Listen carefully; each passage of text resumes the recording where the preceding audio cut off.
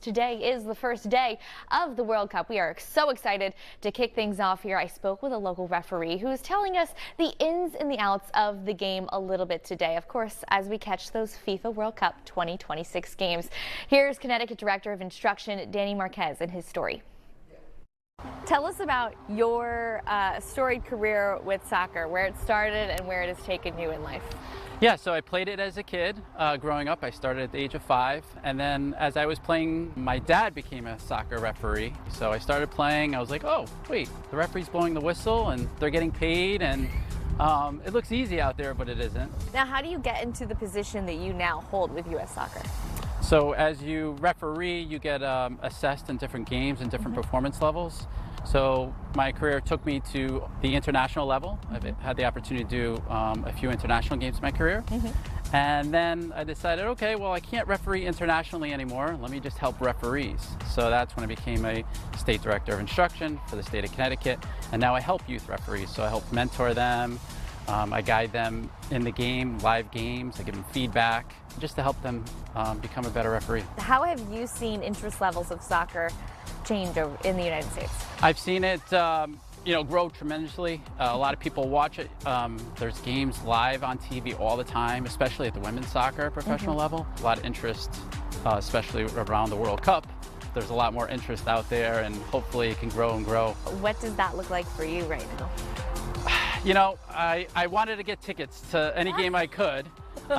Unfortunately, the lottery wasn't on my side. Yeah, it's tough. So I didn't get any tickets to go live, but I'll be watching all the games for sure. Big, U.S. fan, obviously. Portugal, because my dad's from Portugal, came here. And then Italy, unfortunately, didn't make the World Cup again.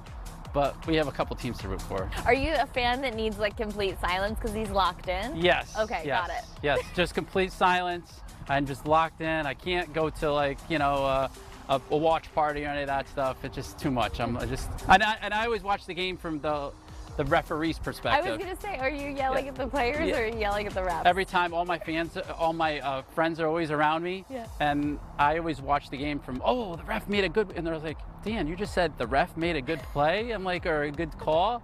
And so they're watching the game, but I'm watching the referee. Yeah, you're watching it from a different lens. Yeah. That's pretty cool. Leagues like this and this age group, what's unique about it? Soccer is a sport where you don't have to be the best player. You could try it, you could be a goalkeeper, you can be a defender and just kick and poke the ball away, or you could be that goal scorer and be that famous person, Ronaldo type. There's a lot of challenges becoming a referee. Yeah. Especially a youth referee or a high school referee. They're out there and they're not confident in making all the decisions, and they're getting critiqued. So it's tough, and there's a lot of challenges that the referees face on the field. So we help them by having a program. The Connecticut State Referee has a program that helps referees. So we go out there and mentor them, give them guidance. How do you make a corner kick decision? How do you make a goal kick decision? How do you point with the flag as an assistant referee? So there's a lot of different things that we're teaching the referees. But obviously there's challenges out there. When you have a youth referee that's 13, 14, 15, and they're getting yelled at or by an enthusiastic fan, that's a challenge. And that's something that we're striving to say, hey, just be confident out there, blow your whistle loud, have fun, smile.